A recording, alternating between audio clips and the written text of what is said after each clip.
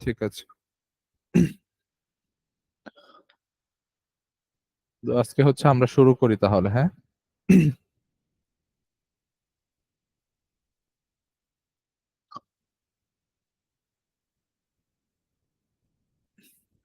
বৈশিষ্ট্যের মাধ্যমে পদার্থ শনাক্তকরণ।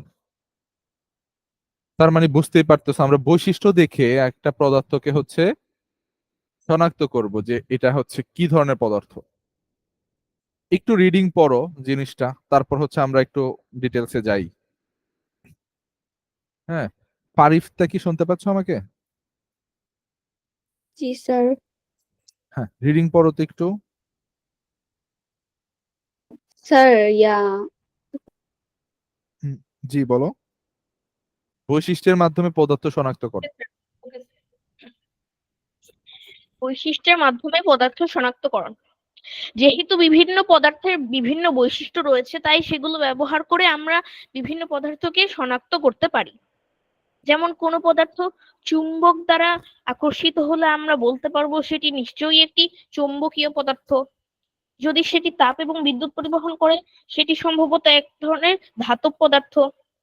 যদি নির্দিষ্ট কোনো ধরনের তরলে দ্রবীভূত হয়, তাহলেও আমরা পদার্থটি সম্পর্কে গুরুত্বপূর্ণ তথ্য জানতে পারবো। পদার্থের ঘনত্ব আমাদেরকে পদার্থ শনাক্ত করার ব্যাপারে সাহায্য করে। আচ্ছা, তো এখান থেকে হচ্ছে আমরা কি দেখতে পাই যে হচ্ছে কোন একটা পদার্থকে কি হচ্ছে চুম্বক আকর্ষণ করে নাকি বিকর্ষণ করে, তা থেকে আমি হচ্ছে ওর চুম্বকত্ব সম্পর্কে জানতে পারি। এইটা হলো একটা বৈশিষ্ট্য। তারপর তাপ বিদ্যুৎ পরিবহন করতে পারে কি না ওইটা সম্পর্কে আমরা জানতে পারি। তাহলে এটা কি ওর পরিবাহকত্ব, হ্যাঁ, কি ধরনের পরিবাহিতা হচ্ছে সে প্রদান করে ওইটা জানতে পারি। ওর ঘনত্ব দেখে আমরা বুঝতে পারি এটা হচ্ছে কি কঠিন, তরল নাকি বায়বীয়। তারপর আর কি কি আছে, যেমন দ্রবীভূত হয় কিনা তরলে, তাহলে আমরা বুঝতে পারি যে কোন তরলে, জৈব যদি কোনো তরলে দ্রবীভূত হয় তাহলে এটা একটা জৈব যৌগ, অজৈব কোনো তরলে দ্রবীভূত হলে ওইটা একটা অজৈব যৌগ। এই সব কিছু বৈশিষ্ট্য দিয়ে আমি হচ্ছে পদার্থের কে শনাক্ত করতে পারি এটা কি ধরনের পদার্থ। ওকে, পদার্থের বৈশিষ্ট্য জানার মাধ্যমে সঠিক কাজ সঠিক জিনিস ব্যবহার, ওইটা পড়ো তো, অর্ঘ পড়ো এটা। আচ্ছা স্যার, তুমি যদি বাড়িঘর বানাতে চাও তাহলে ইট, পাথর আর লোহার দরকার হয়। যদি নৌকা বানাতে চাও তাহলে কাঠের প্রয়োজন হবে। আবার অ্যালুমিনিয়াম তাপ পরিবাহী এবং সহজলভ্য বলে রান্নার কাজে অ্যালুমিনিয়ামের হাঁড়ি পাতিল ব্যবহার করা হয়। বিদ্যুৎ পরিবহনের জন্য আমরা বিদ্যুৎ পরিবাহী তামার তার ব্যবহার করি। আবার বই ছাপানোর জন্য কাগজ কিংবা শিশুদের খেলনা তৈরি করার জন্য ব্যাপকভাবে হালকা কিন্তু টেকসই প্লাস্টিক ব্যবহার করি। এভাবে দেখা যায় প্রতিটি জিনিসেরই নিজস্ব কিছু বৈশিষ্ট্য রয়েছে। এই বৈশিষ্ট্য জানার মাধ্যমে তাদেরকে সঠিক কাজে ব্যবহার করা যায়। ওকে, সো আমরা হচ্ছে ইট, পাথর, লোহা এগুলা কি অনেক ধীর বস্তু না? ভাঙতে অনেক শক্তির প্রয়োজন হয়, তাই না? Yes sir. সো এই জিনিসটাকে কাজে লাগিয়ে আমরা হচ্ছে এগুলাকে কি হিসেবে ইউজ করি? ঘর বাড়ি তৈরি করতে, তাই না? যাতে মজবুত হয় জিনিসটা। হ্যাঁ, তারপর হচ্ছে ধরো নৌকা বানানোর জন্য আমরা কি ইউজ করি, ব্যবহার করি, কাঠ ব্যবহার করি, কাঠ পানিতে ভেসে থাকে, তাই না? তারপরে হাড়ি পাতিল তৈরি করতে আমরা অ্যালুমিনিয়াম ব্যবহার করি, বিভিন্ন ধরনের স্টিল ব্যবহার করি, কারণ এগুলা হচ্ছে সহজে তাপ প্রতিরোধ, মানে তাপ অনেক বেশি তাপ ওরা সহ্য করতে পারে এই কারণে। আর বিদ্যুৎ পরিবাহিতার জন্য আমরা কি ব্যবহার করি, তামা ব্যবহার করি, কারণ কি তামা হচ্ছে একটি ভালো পরিবাহক, মানে সুপরিবাহক বলা হয় যেটাকে। তো এক একটার এক এক ধরনের বৈশিষ্ট্যের কারণে আমরা হচ্ছে ওই বস্তুটাকে বা ওই পদার্থটাকে এক একটা কাজে ব্যবহার করে থাকি। ঠিক আছে, শিশুদের খেলনার জন্য আমরা কি ব্যবহার করি বলতো, কাগজ, প্লাস্টিক, তাই না? কারণ এগুলো এত বেশি টেকসই হচ্ছে হয় না, বা হচ্ছে যে ধরনের খেলনা হচ্ছে আমি টেকসই করতে চাই ওটাতে হচ্ছে প্লাস্টিক ব্যবহার করি। আর যেটা টেকসই করার দরকার নেই এটাতে আমরা কাগজ ব্যবহার করি, বই ছাপার কাজে আমরা হচ্ছে কাগজ ব্যবহার করি, তাই না? তো এক একটা পদার্থের এক একটা বৈশিষ্ট্যের উপর ভিত্তি করে আমরা বিভিন্ন বিভিন্ন কাজে এদেরকে ব্যবহার করে থাকি দৈনন্দিন জীবনে।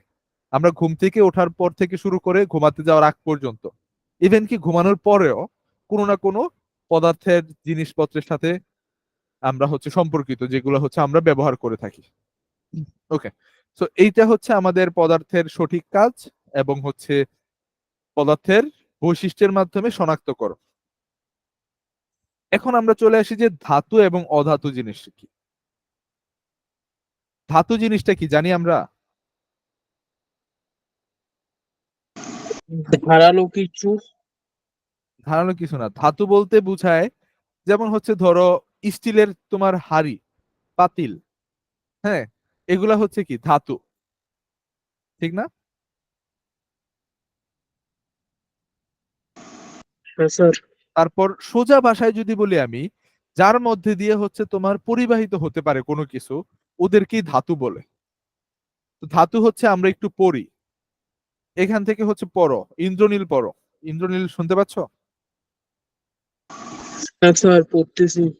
হ্যাঁ পড়ো। আমাদের পাশে যা কিছু আছে সেগুলো কিছু মৌলিক পদার্থ দিয়ে তৈরি। এই মৌলিক পদার্থগুলোর সবগুলোকে ধাতু বা অধাতুতে ভাগ করা যায়। সুতরাং ধাতু এবং অধাতু সম্পর্কে জানা এবং এগুলোর মধ্যে পার্থক্য করা খুবই গুরুত্বপূর্ণ। এখন তোমরা ধাতু এবং অধাতু কিছু ধর্ম সম্পর্কে জানতে পারবে। ধাতু সমূহের ভূত ধর্ম। ধাতু গুলো সাধারণত উচ্চ ঘনত্বের, চকচকে এবং তাপ ও বিদ্যুৎ আহ সুপরিবাহী। সুপরিবাহী হয়ে থাকে। হ্যাঁ, তো যে সকল সকল পদার্থ, ধাতু দেখো এখান থেকে হচ্ছে তুমি এটা সংজ্ঞাটা হচ্ছে পাবা, যে সকল পদার্থ কি উচ্চ ঘনত্বের হয়, চকচকে, তাপ ও বিদ্যুৎ পরিবহন করতে পারে, তাদেরকে আমরা কি বলবো? আহ, ধাতু বলবো। ধাতু। সেখান থেকে সংজ্ঞাটা সবাই লিখে নাও একটু, ধাতু কাকে বলে। হ্যাঁ স্যার। হ্যাঁ, জি।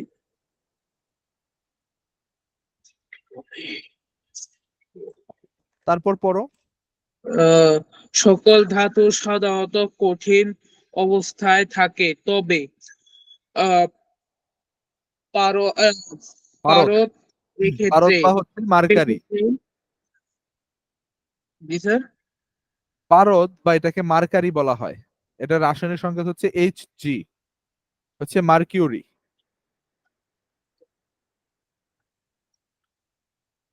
মার্কিউরি, মার্কিউরি জিনিসটা হচ্ছে, তুমি এই যে থার্মোমিটার দেখছো, থার্মোমিটার, হ্যাঁ স্যার। কখনো সরাসরি থার্মোমিটার দেখছো কেউ? থার্মোমিটার নিচে দেখবা, এই যে নিচে হচ্ছে কিছু পদার্থ হচ্ছে জমা থাকে, যখন হচ্ছে তুমি তাপ দাও ওই পদার্থটা বেড়ে উপরে উঠে যায়, উঠে হ্যাঁ হচ্ছে স্যার। আমার কত তাপমাত্রা ওইটা হচ্ছে ইন্ডিকেট করে বা হচ্ছে দেখায়, শো করে। তো ওই যে হ্যাঁ। ছোট অল্প পদার্থটা যেটা নিচে জমা থাকে, ওইটাই হচ্ছে পারদ বা মার্কারি। পড়ো তারপর। আচ্ছা, এই ক্ষেত্রে ব্যতিক্রম, কারণ সাধারণত তাপমাত্রায় এটি তরল অবস্থায় পাওয়া যায়। সোডিয়াম এবং পটাশিয়াম নরম, তাই চাকু দিয়ে কাটা যায়। এছাড়া বেশিরভাগ ধাতুই শক্ত ধাতু, ঘাতসহ এবং নমনীয় বলে সেগুলোকে চাপ দিয়ে পাত এবং টেনে লম্বা তারে পরিণত করা যায়। সোনা, রূপা, লোহা এবং অ্যালুমিনিয়াম কয়েকটি পরিচিত ধাতুর উদাহরণ।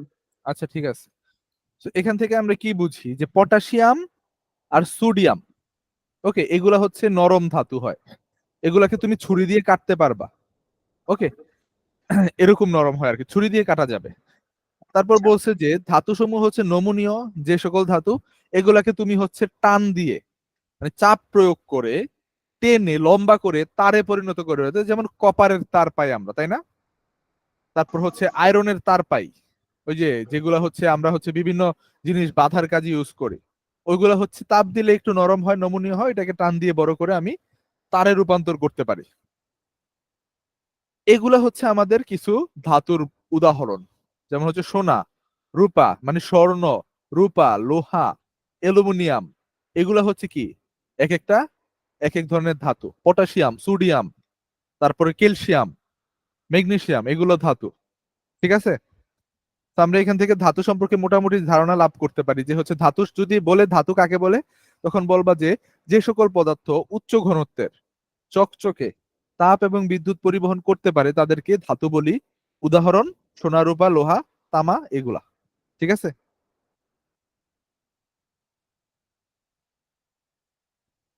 বুঝতে পেরেছো সবাই? নাজিহা, বুঝতে পেরেছো? হ্যাঁ স্যার। স্যার। হ্যাঁ স্যার। জি স্যার। এখন নাজিহা পড়ো অধাতু সমূহের ভৌত ধর্ম।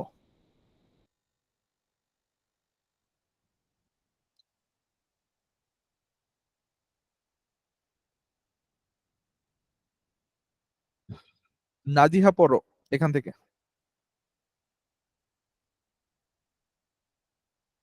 অধাতু সমূহের ভৌত ধর্ম থেকে জি, অধাতু সমূহের ভৌত ধর্ম। অধাতুগুলো ধাতুর মতো ভৌত ধর্ম প্রদর্শন করে না, যেমন এগুলো চকচক করে না, সাধারণ তাপ ও বিদ্যুৎ অপরিবাহী এবং ভঙ্গুর বলে ঘাতসহ প্রসারণশীল নয়, তাই চাপ দিয়ে পাত কিংবা টেনে লম্বা তার তৈরি করা যায় না।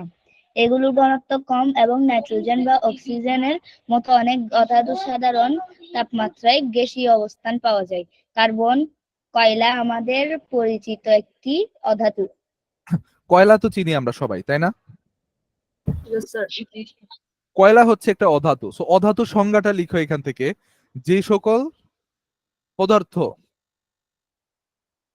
হ্যাঁ ধাতুর মতো ভৌত ধর্ম প্রদর্শন করে না। ধাতুর মতো ভৌত ধর্ম কিগুলা? চকচক করে না, তাপ ও বিদ্যুৎ পরিবহন করে না, টান দিলে ভেঙে যায়, নমনীয় না, এগুলাকে আমরা বলি অধাতু। অধাতু সংজ্ঞাটা লিখে নাও সবাই। যে সকল পদার্থ কম ঘনত্ব বিশিষ্ট, চকচক করে না, তাপ ও বিদ্যুৎ পরিবহন করে না, তাদেরকে আমরা অধাতু বলি। উদাহরণ কি? Carbon, oxygen, nitrogen.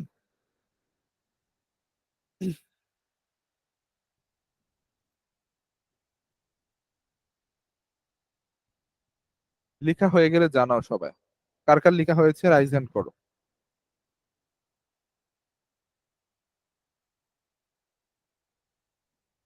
বাকিরা শেষ করো। স্যার বলবেন? কি বুঝি নাই তোমার কথা, বলো।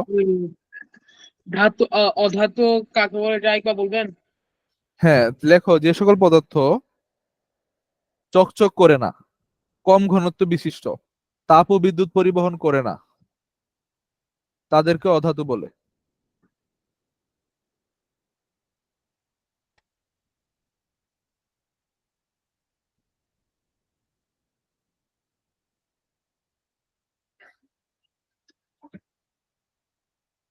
উদাহরণ দাও, কার্বন, অক্সিজেন, নাইট্রোজেন।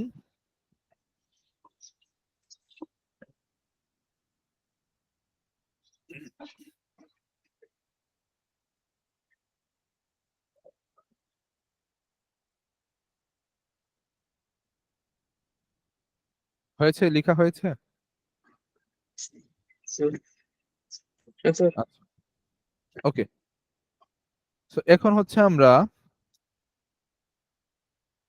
তাপ পরিবাহিতাতে যাই। তাপ পরিবাহিতা কি?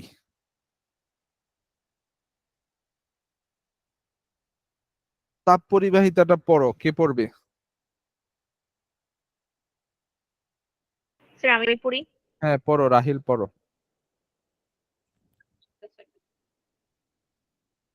তাপ পরিবাহিতা। তাপ পরিবাহিতা বলতে কোনো পদার্থের মধ্য দিয়ে অথবা সংস্পর্শে থাকা দুটি ভিন্ন বস্তুর মধ্যে তাপের আদান প্রদান ঘটাকে বোঝায়। তাপ সব সময় বেশি তাপমাত্রা থেকে কম তাপমাত্রায় পরিবাহিত হয়। এই পরিবহনের জন্য যদি সুপরিবাহী পদার্থ ব্যবহার করা হয়, তাহলে তাপ তাড়াতাড়ি প্রবাহিত হবে। যদি তাপ অপরিবাহী পদার্থ ব্যবহার করা হয় তাহলে তাপের প্রবাহ হবে ধীরে ধীরে।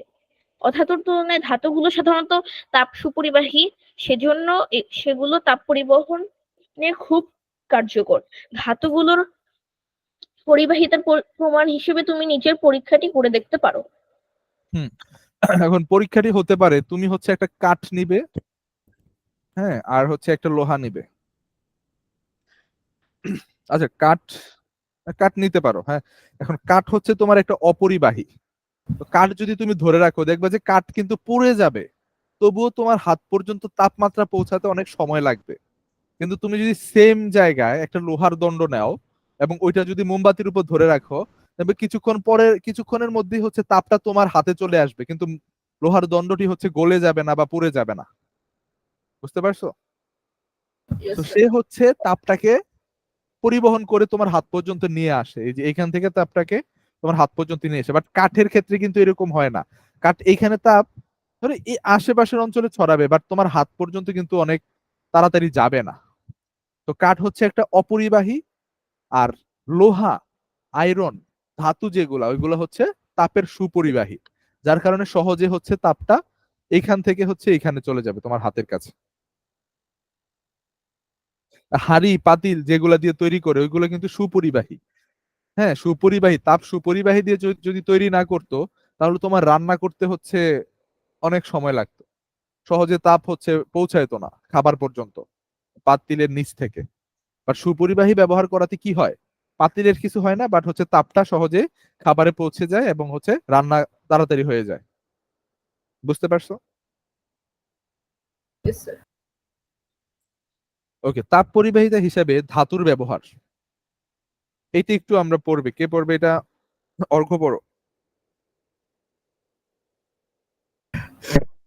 তাপ পরিবাহী হিসেবে ধাতুর ব্যবহার: refrigerator, air conditioner, solar panel এগুলোতে তাপের পরিবহন খুব গুরুত্বপূর্ণ। তাই এই ধরনের যন্ত্রে নানা ধরনের তাপ সুপরিবাহী ধাতু ব্যবহার করা হয়। খ. ইলেকট্রনিক্স, প্রকৌশল, প্রকৌশল, প্রকৌশল মানে ল্যাবরেটরি ইঞ্জিনিয়ারিং, হ্যাঁ।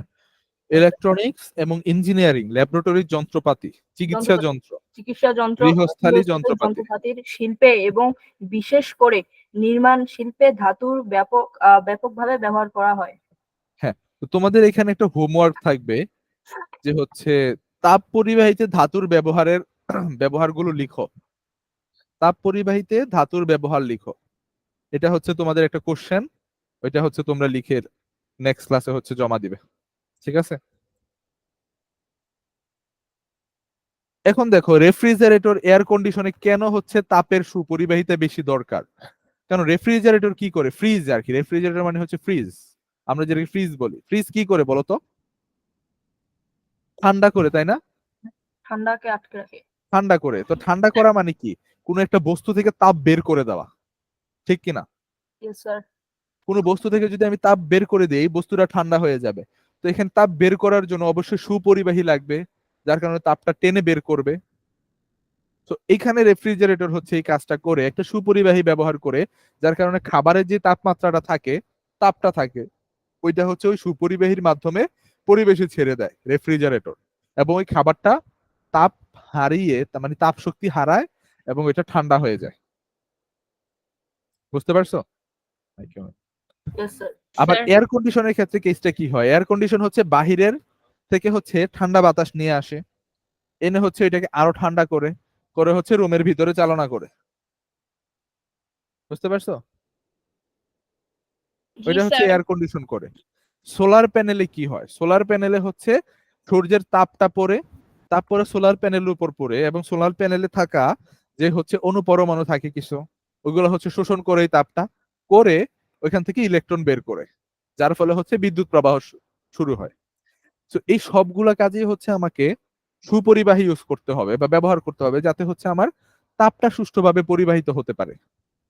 ইলেকট্রনিক্স যে জিনিসগুলো আছে ওইখানে হচ্ছে তুমি সুপরিবাহী ইউজ করো। ফর এক্সাম্পল, তোমার কাছে একটা আয়রন আছে, আয়রন মানে হচ্ছে ধরো হিটার আছে। এখন ওইখানে যদি তুমি সুপরিবাহী ইউজ না করো, তাহলে তোমার হিটারের ভিতরে পানি কি গরম হবে? পানি পর্যন্ত কি তাপটা পরিবহন হবে? হবে না। সো এখানে হচ্ছে তোমাকে একটা তো সুপরিবাহী ইউজ করতে হবে। ল্যাবরেটরির যন্ত্রপাতিতে বিভিন্ন বিক্রিয়ার জন্য যে হচ্ছে তুমি যেই জিনিসটা বা হচ্ছে পাত্রটা ইউজ করবে ওইটা একটা সুপরিবাহী হতে হবে, যার কারণে তোমার রিয়েকশনের জন্য প্রয়োজনীয় তাপমাত্রা তুমি সরবরাহ করতে পারো। চিকিৎসা যন্ত্রে হচ্ছে সুপরিবাহী হইতে হবে, যার ফলে হচ্ছে তুমি বিভিন্ন ধরনের তাপ ব্যবহার করে তুমি চিকিৎসা কাজে, সার্জারি বা অন্যান্য কোনো কাজের জন্য হচ্ছে করতে পারো। চিকিৎসা কাজে গৃহস্থালী যন্ত্রপাতি যেমন রান্না বান্না কাজের জন্য হাঁড়ি পাতিল এগুলাতে হচ্ছে তুমি সুপরিবাহী ইউজ করবা। তারপর হচ্ছে নির্মাণ কাজের জন্য যেমন রড, তারপর হচ্ছে আর রড এই ক্ষেত্রে ধরো সুপরিবাহী ইউজ না করলে হচ্ছে তুমি কি করতে পারবে, রডকে হচ্ছে বিভিন্ন তাপ অ্যাপ্লাই করে ওইটাকে বিভিন্ন শেপ দিতে পারবে না। সো সবগুলো কাজই হচ্ছে আমাকে কোনো না কোনো ক্ষেত্রে হচ্ছে সুপরিবাহী আমরা ব্যবহার করে থাকি দৈনন্দিন জীবনে। ওকে, তো ইয়েস এটা স্যার। হচ্ছে তোমাদের হোমওয়ার্ক থাকবে যে হচ্ছে তাপ পরিবাহিতা হিসেবে ধাতুর ব্যবহার।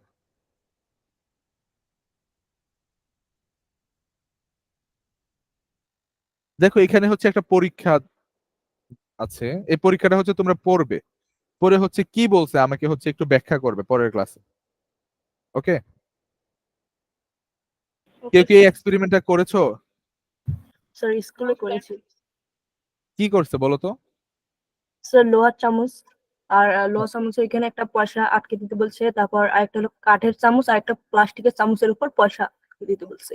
হ্যাঁ, তারপর তারপর বলছে যে কোনটাতে তাপ বেশি লাগে, তাড়াতাড়ি আসে। আমরা তো কোনটাতে আসবে বলো তো? আমরা বলছি হচ্ছে লোহাতে, কারণ লোহা হলো হ্যাঁ, সুপরিবাহী। সুপরিবাহী, হ্যাঁ ঠিক আছে। তাহলে তোমরা এটা এক্সপেরিমেন্টটা বাসায় করার দরকার নেই, যদি স্কুলে করে করতে পারো। আচ্ছা, তারপরে হচ্ছে ধাতু এবং বিদ্যুৎ পরিবাহিতা। ধাতু, অধাতু, বিদ্যুৎ পরিবাহী। এখন বলো তো ধাতুতে বিদ্যুৎ পরিবহন হয় না অধাতুতে? স্যার ধাতু। ধাতু।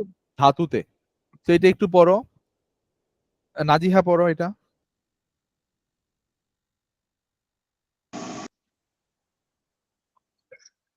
নাজিহা,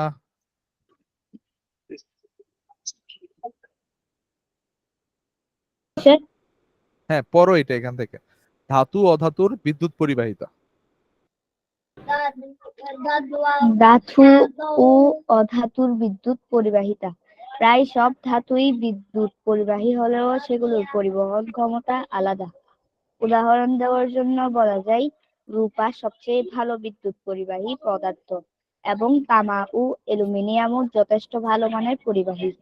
তবে রূপার মূল্য খুব বেশি হওয়ায় বৈদ্যুতিক তার হিসেবে সেটি ব্যবহৃত হয় না। তার পরিবর্তে তামা ও অ্যালুমিনিয়াম ব্যবহৃত হয়।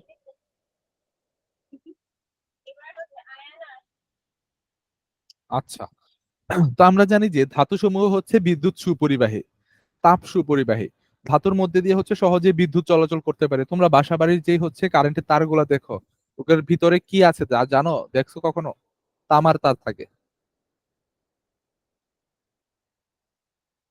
স্যার আরেকবার বলবেন স্যার, শুনতে পারিনি, নেট স্লো তো। আমাদের বাসা বাড়িতে যে তারগুলো আমরা ইউজ করি, বৈদ্যুতিক তার, কখনো দেখছো এগুলোর ভিতরে কি থাকে?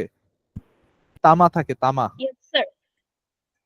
সো আমরা হচ্ছে রূপাও ইউজ করতে পারি, অ্যালুমিনিয়াম ইউজ করতে পারি, তামা ইউজ করতে পারি। এখন অ্যালুমিনিয়াম হচ্ছে তুমি বাঁকা টাকা করলে সহজে ভেঙে যায় অ্যালুমিনিয়াম যেটা। তামার ক্ষেত্রে হচ্ছে তামা একটু নমনীয় হওয়ায় তুমি হচ্ছে ভাঙ্গে না সহজে। হ্যাঁ, যার কারণে আমরা তারের ভিতরে তামা ইউজ করি, ব্যবহার করি। রূপাও ব্যবহার করতে পারতাম, কিন্তু রূপার দাম অনেক বেশি, এই কারণে আমরা রূপা ব্যবহার করি না। কিন্তু তোমরা হচ্ছে যদি জানো স্বর্ণ কিন্তু ব্যবহার করা যায় পরিবাহিতা হিসাবে। ওইগুলো হচ্ছে স্পেশাল কোনো কেসে বিভিন্ন ধরনের ইলেকট্রিক্যাল জিনিসে হচ্ছে ব্যবহার করে থাকে স্বর্ণ রূপা এগুলা। কম্পিউটার, সুপার কম্পিউটার এগুলাতে হচ্ছে ব্যবহার করতে মানে করা হলেও হতে পারে, কারণ হচ্ছে ওইগুলো অনেক দামি জিনিস এবং হচ্ছে ওইগুলাতে যদি কোনো প্রয়োজন হয় পরিবাহিতার ক্ষেত্রে তাহলে হচ্ছে স্বর্ণ বা হচ্ছে রূপা ইউজ করতে পারে, কারণ স্বর্ণ এবং রূপা হচ্ছে অনেক ভালো সুপরিবাহী। ওকে, এই হচ্ছে আমাদের সুপরিবাহী গেছে। যে এই যে দেখো এখানে যদি এই যে তামার তার, কিন্তু এগুলা তামার তার দিয়ে ব্যাটারিতে যদি ধরো দেখবা যে হচ্ছে লাইট জ্বলে উঠবে। এখন যদি তুমি তামার তার ব্যবহার না করে লোহার তার ব্যবহার করো তাও কিন্তু লাইট জ্বলবে। অ্যালুমিনিয়ামের তার ব্যবহার করলেও লাইট জ্বলবে। কিন্তু ওইখানে যদি তুমি সুতা ব্যবহার করো লাইট কি জ্বলবে? No sir. সুতা দিয়ে কি কারেন্ট যাইতে পারবে? No sir.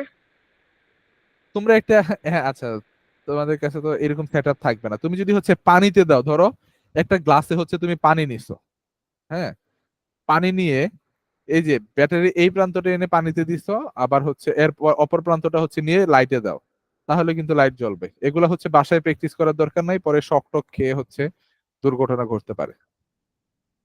ওকে, আচ্ছা এখন আমরা চলে যাই বল প্রয়োগে ধাতুর পরিবর্তন। বল প্রয়োগ করলে ধাতু কিভাবে পরিবর্তিত হয়? লোহা থেকে হচ্ছে তোমরা দা বানাইতে দেখছো, ছুরি বানাইতে দেখছো, ইয়েস স্যার। কামার কামার রাজে হচ্ছে বানায় দেখছো কখনো? Yes sir. তো ওইটা কি করে, প্রথমে হচ্ছে লোহাটাকে গরম করে, হ্যাঁ, তারপর এটাকে ওইটার উপর বল প্রয়োগ করে, মানে হাতুড়ে দিয়ে পিটে কতক্ষণ, তাই না? তারপর হচ্ছে এটা একটা ছুরিতে পরিবর্তন হয়ে যায়। তো বল প্রয়োগ করে ধাতুর পরিবর্তন হবে এখানে। এটা একটু পড়ো, এটা এবার বা অর্ক পড়ো। তোমরা নিশ্চয়ই তোমাদের স্কুলের ঘন্টার ঢং ঢং শব্দ শুনেছো। স্কুলের ধাতব ঘন্টার জায়গায় যদি একটা প্লাস্টিক কিংবা কাঠের ঘন্টা ঝোলানো হতো, তাহলে নিশ্চয়ই তুমি চমৎকার ঢং ঢং শব্দ শুনতে পেতে না। আঘাত করা হলে এই বিশেষ ঢং ঢং বা ঝনঝন শব্দ তৈরি করা ধাতুর একটি ধর্ম। ধাতুকে আঘাত করে পাত তৈরি করা যায়। তুমি শুনে নিশ্চয়ই অবাক হয়ে যাবে যে এক ঘন সেন্টিমিটারের এক টুকরা সোনাকে একটা ফুটবল মাঠের সমান অতি শুকনো পাতে বিস্তৃত করা যায়।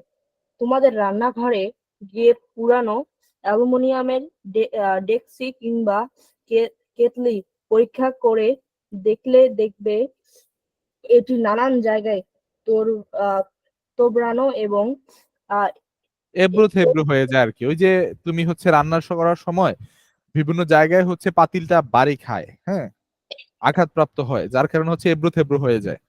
তার কারণ ব্যবহারের সময় আঘাত পেয়ে এ আকারে পরিণত হয়েছে। ধাতুর জন্য এটি খুবই সাধারণ একটি প্রক্রিয়া। ধাতু না হয়ে যদি ডেকচি কিংবা কেতলি কাঁচ অথবা চীনামাটির তৈরি হতো, তাহলে এটা ঘটতো না। তোমরা কি তোমাদের চারপাশে যা দেখেছো আহ তার ভিতর থেকে আঘাত পেয়ে অথবা বল প্রয়োগ করে ধাতুর আকার পরিবর্তনের আরো কিছু উদাহরণ করতে পারবে? পারবে তোমরা এটা করতে? যেমন বল প্রয়োগ করে হচ্ছে রড থেকে বা হচ্ছে লোহার বার থেকে হচ্ছে দাঁত তৈরি করা, ছুরি তৈরি করা, হ্যাঁ, তারপর হচ্ছে ধরো আর কি হতে পারে বলো তো ধাতুর পরিবর্তন বল প্রয়োগ করে? রড বা হচ্ছে চামচকে বল প্রয়োগ করে বাঁকিয়ে ফেলা, বাঁকানো। তারপর আর কি হতে পারে? লোহার হচ্ছে ওই যে ইয়া থাকে না, লোহার তার থাকে না, বা তামার তার, তামার তারকে বল প্রয়োগ করে হচ্ছে বাঁকিয়ে ফেলা। এগুলা হচ্ছে তোমার বল প্রয়োগ করে ধাতুর পরিবর্তন, হ্যাঁ। এখন সেম জিনিসটা যদি তুমি ধাতুতে ব্যবহার না করে একটা কাচের বস্তুতে বা চীনা মাটির বস্তুতে যদি হচ্ছে করো, তাহলে হচ্ছে এটা কি থাকবে নাকি ভেঙে যাবে? ভেঙে যাবে।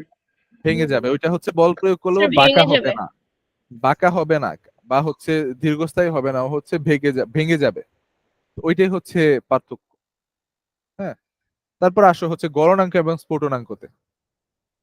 এইগুলো তো বুঝতে পারছো যে হচ্ছে ধাতু যদি ব্যবহার করে আমি ঢং ঢং আওয়াজ হবে। কারণ দেখো ধাতুকে যখন তুমি বাড়ি দিবে, হ্যাঁ, আঘাত করবে, তখন হচ্ছে এটা কি হয়, একটা ভাইব্রেশন তৈরি হয়। ওই জিনিসটা কাঠে বা প্লাস্টিকে কিন্তু হয় না।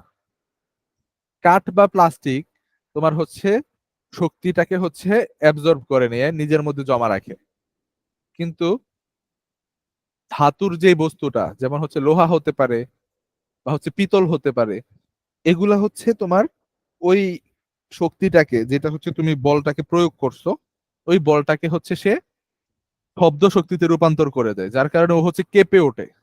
কাঁপার কারণেই হচ্ছে কিন্তু শব্দ শক্তি তৈরি হয়। বুঝতে পারছো? Yes sir. আচ্ছা, এখন আসা হচ্ছে গলনাঙ্ক এবং স্ফুটনাঙ্ক যদি পড়ি আমরা। গলনাঙ্ক কি এবং স্ফুটনাঙ্ক কি? তো সোজা কথায় লিখে রাখো, যেই তাপমাত্রায় কোনো বস্তু বা পদার্থ গলতে শুরু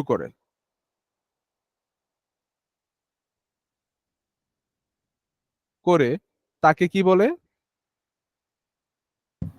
গলনাঙ্ক। গলনাঙ্ক বলে। স্যার এটা আমরা স্ফুটনাঙ্ক? স্যার হ্যাঁ যে হ্যাঁ বলো। কোনো কঠিন পদার্থ গলে তরলে পরিণত হয় তাকে গলনাঙ্ক বলে। হ্যাঁ, এটাও লিখতে পারো, কোনো কঠিন বস্তু বা কঠিন পদার্থ লিখতে পারো। মানে মোট কথা হচ্ছে সে গলতে শুরু করবে, তাহলে এটাকে আমরা গলনাঙ্ক বলা। স্ফুটনাঙ্ক কি হবে? যে তাপমাত্রায় যে তাপমাত্রায় কোনো তরল পদার্থ ফুটতে শুরু করে সেই তাপমাত্রাকে ফুটনাঙ্ক বলে। হ্যাঁ, যে তাপমাত্রায় কোনো তরল পদার্থ বাষ্পে পরিণত হয় বা হচ্ছে গ্যাসীয় অবস্থায় লাভ করতে শুরু করে তাকে হচ্ছে আমি বলি, তাকে কি বলে? স্ফুটনাঙ্ক। ঠিক আছে, স্ফুটনাঙ্ক। ওকে।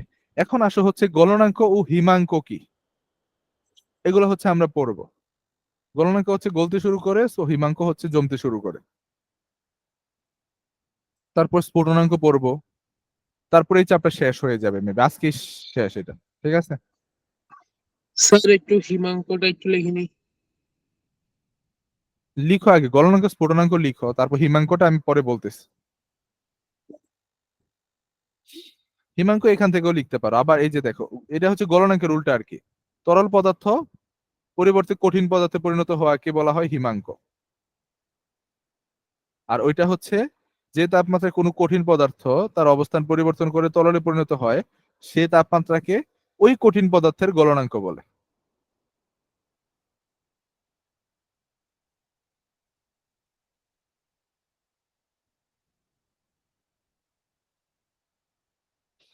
তো এই দুইটা হচ্ছে এখানে সংজ্ঞাটা হচ্ছে ইম্পর্টেন্ট, গলনাঙ্ক এবং স্ফুটনাঙ্ক।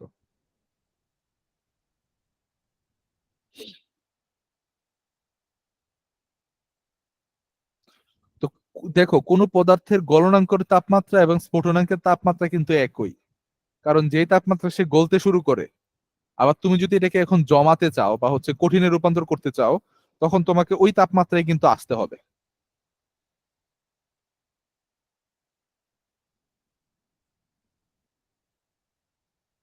লেখা হয়ে গেলে বলো। রাহিল একটু হচ্ছে রিডিং পড়ো এখান থেকে, গলনাঙ্ক। Okay sir. যে তাপমাত্রায় কোনো কঠিন পদার্থ তার অবস্থা পরিবর্তন করে তরল পদার্থে পরিণত হয়, সেই তাপমাত্রাকে ওই কঠিন পদার্থের গলনাঙ্ক বলে। আবার যে তাপমাত্রায় একটি তরল পদার্থ তার অবস্থা পরিবর্তন করে কঠিন পদার্থে পরিণত হয় তাকে হিমাঙ্ক বলে। প্রকৃতপক্ষে গলনাঙ্ক এবং হিমাঙ্ক আসলে একই তাপমাত্রা। উদাহরণ দেওয়ার জন্য বলা যায়, পানির তাপমাত্রা কমতে কমতে যখন 0 ডিগ্রি সেলসিয়াসে পৌঁছায় তখন সেটি জমে বরফ হতে শুরু করে।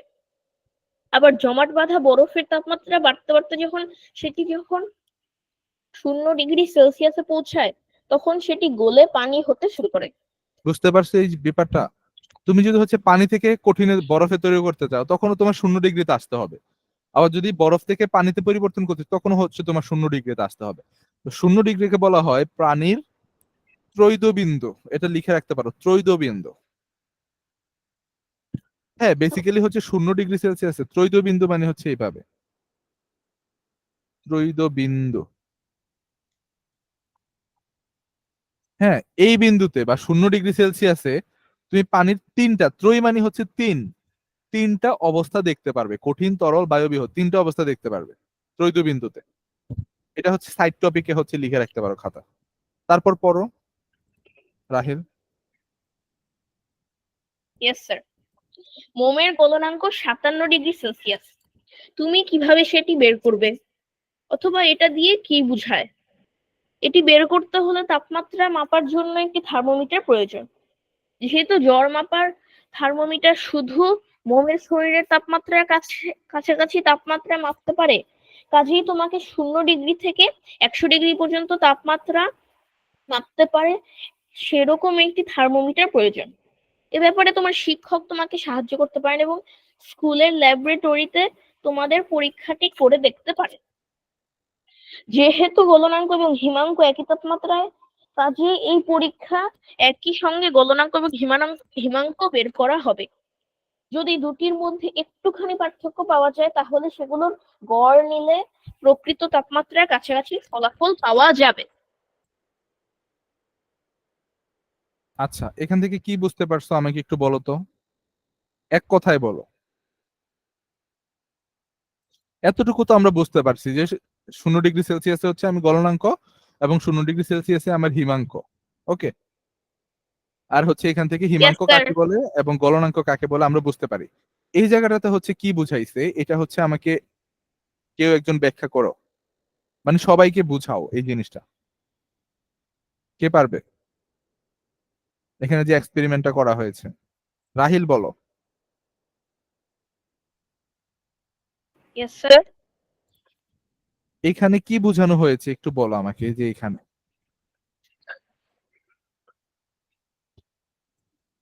স্যার এখানে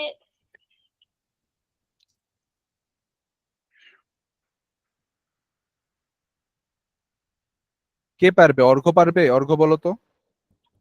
স্যার কিভাবে গলনাঙ্ক ও হিমাঙ্ক বের করা যায়? হ্যাঁ, কিভাবে করবে? এখানে বলছে যে একটা মোমবাতির গলনাঙ্ক হচ্ছে 57 ডিগ্রি সেলসিয়াস। এখন তুমি কিভাবে সেটা বের করবে?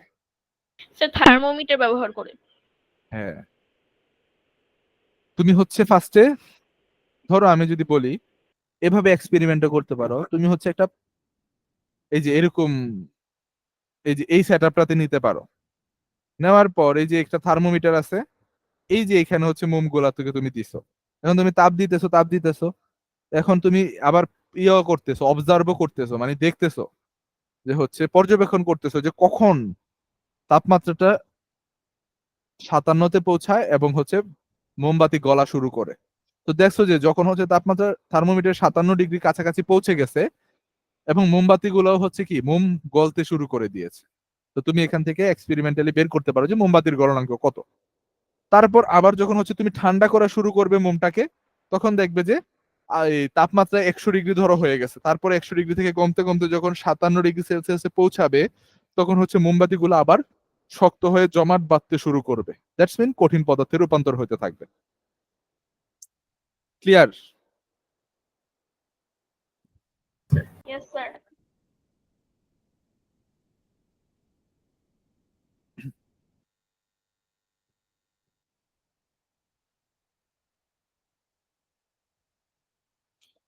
ওকে, তারপর হচ্ছে আমরা এর পরের টপিকে চলে যাই।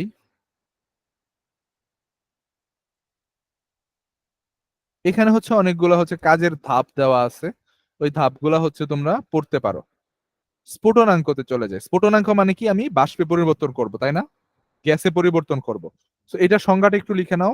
যে তাপমাত্রা একটি তরল অবস্থায় পরিবর্তন করে গ্যাসে পরিবর্তন করা হয় তাকে হচ্ছে আমরা স্ফুটনাঙ্ক বলি, ওই পদার্থের স্ফুটনাঙ্ক বলি। যেমন পানির স্ফুটনাঙ্ক কত বলো তো? Sir 100 degree. হ্যাঁ, পানির স্ফুটনাঙ্ক হচ্ছে 100 ডিগ্রি। তার মানে হচ্ছে তুমি তাপ দিয়ে যখন তাপমাত্রাটা 100 ডিগ্রি সেলসিয়াসে পৌঁছাবে তখন হচ্ছে পানি ফুটতে শুরু করবে। তার মানে তরল থেকে বাষ্পে পরিবর্তন হতে শুরু করবে। বুঝতে পেরেছো? আর কঠিন থেকে হচ্ছে 0 ডিগ্রি সেলসিয়াসে কি পরিণত হবে? তরলে পরিণত হবে।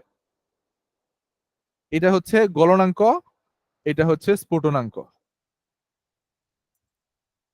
ক্লিয়ার এই জিনিসটা?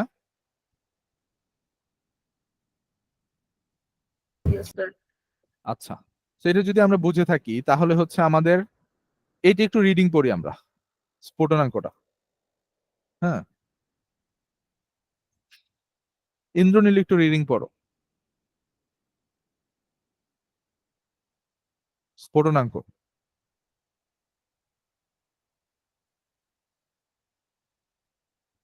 ইন্দ্রনীল কি শুনতে পাচ্ছ? যে তাপমাত্রায় একটি তরল তার অবস্থার পরিবর্তন করে গ্যাসে পরিণত হয় তাকে স্ফুটনাঙ্গ বলে।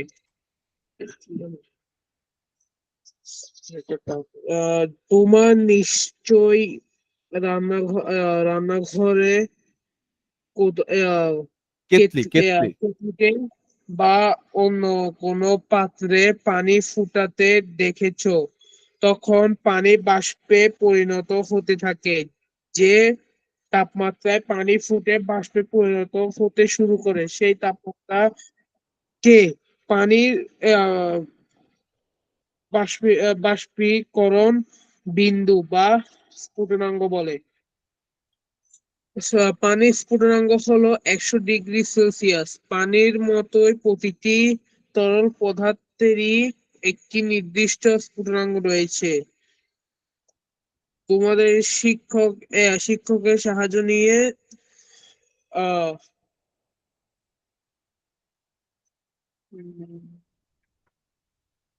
তোমাদের শিক্ষক সাহায্য নিয়ে কি গলনাঙ্ক বের করো। বের করো। হ্যাঁ, গলনাঙ্ক বের করা মতো তোমার পানির স্ফুটনাঙ্ক বের করতে পারবে। বের করতে পারবে। সেম এই যে একটা সেটআপ নিবে, নিয়ে হচ্ছে তুমি তাপ দেওয়া শুরু করবে। তারপর দেখবে যে 100°C যখন তাপমাত্রায় পৌঁছে যাবে, তোমার হচ্ছে এই যে বাষ্প হচ্ছে শুরু করবে পানিটা। এবং এখানে যদি তুমি একটা ঢাকনা দাও, দেখবা যে ঢাকনার উপরে হচ্ছে পানি জমছে এবং ঢাকনার থেকে তো হচ্ছে তুমি পানি বের করতে পারবে। দেখছো কখনো রান্না কাজে যে হাঁড়িগুলো আমরা ইউজ করি, হাঁড়ির উপর একটা ঢাকনা দেওয়া থাকে না? বা হচ্ছে তুমি যদি গরম তরকারি, হ্যাঁ, গরম কোনো তরকারি বা হচ্ছে ভাতের হাঁড়িতে তুমি যদি হচ্ছে ঢাকনাটা খোলো, দেখবা হচ্ছে ঢাকনার ভিতরে পানি জমে আছে। ওইগুলোই হচ্ছে স্ফুটনাঙ্কের ফলে জমে। বুঝতে পেরেছো সবাই? Yes, sir. So, আমাদের এই চ্যাপ্টারটা শেষ। এখানে বলছে যে তরলের স্ফুটনাঙ্ক আসলে বাতাসের চাপের উপর নির্ভর করে। বাতাসের চাপ যদি হচ্ছে বেশি হয় তাহলে স্ফুটনাঙ্ক কম হয়। বাতাসের চাপ যদি হচ্ছে কি হয়, কম হয়, তাহলে স্ফুটনাঙ্ক, বেসিক্যালি স্ফুটনাঙ্ক একই থাকে, তোমার তাপমাত্রাটা হচ্ছে কম বেশি হয়। যেমন ওই যে এটা আমি প্রথম দিন বলছি, মেবি পাহাড়ের উপরে যদি নিয়ে যাই আমি, তাহলে হচ্ছে কি রান্না করতে দেরি হয়। আর যদি পাহাড়ের নিচে আমি রান্না করি তাহলে রান্না তাড়াতাড়ি হয়। বলছিলাম এটা, মনে আছে? Yes, sir. Yes, sir. হ্যাঁ। স্যার, এখন Yes, এই sir. জিনিসটাকে ব্যবহার করে আমরা প্রেসার কুকার, যেটা প্রেসার কুকার, প্রেসার দিয়ে রান্না করে, যত বেশি প্রেসার তত কম তাপমাত্রায় হচ্ছে তোমার রান্না হয়ে যাবে। বুঝতে পারছো? তো প্রেসার কুকারে এই লোটা ফলো করে ওইখানে হচ্ছে অনেক হাই প্রেসারে হচ্ছে তোমার ক্রিয়েট করে, যার ফলে তুমি অল্প শক্তি ব্যবহার করে, তাপ শক্তি ব্যবহার করে তুমি রান্নাটা অনেক তাড়াতাড়ি করে ফেলতে পারো। যেটা হচ্ছে পাহাড়ের নিচে হয়, কারণ পাহাড়ের নিচে চাপ বেশি, পাহাড়ের উপরে চাপ কম। এই কারণে পাহাড়ের উপর যদি তুমি রান্না করো, দেখবা যে হচ্ছে যে রান্না করতে তোমার পাহাড়ের নিচে 10 মিনিট লাগে, ওইটা পাহাড়ের উপরে রান্না করলে তোমার 20 মিনিট লাগবে, আরো বেশিও সময় লাগতে পারে। ওকে,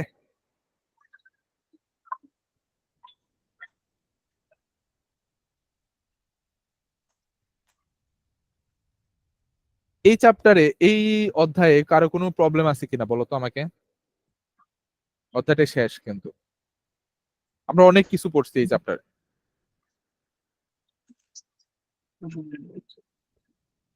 কারো কোনো প্রবলেম আছে কিনা বলো। 5 মিনিট সময় দিছি সবাইকে, তোমরা হচ্ছে একটু দেখো বইয়ের পৃষ্ঠাগুলো খুলে কোনটা বুঝতে পারো নাই, বা হচ্ছে কোনটা হচ্ছে বুঝতে সমস্যা হচ্ছে। ওকে, 5 মিনিট পর হচ্ছে আমি আবার তোমাদের থেকে হচ্ছে অ্যান্সার নেব। ওকে, অর্ঘ্য বুঝতে পেরেছো কি বলেছি? Okay, sir. Yes, sir. আচ্ছা, নাজিহা বুঝতে পেরেছো?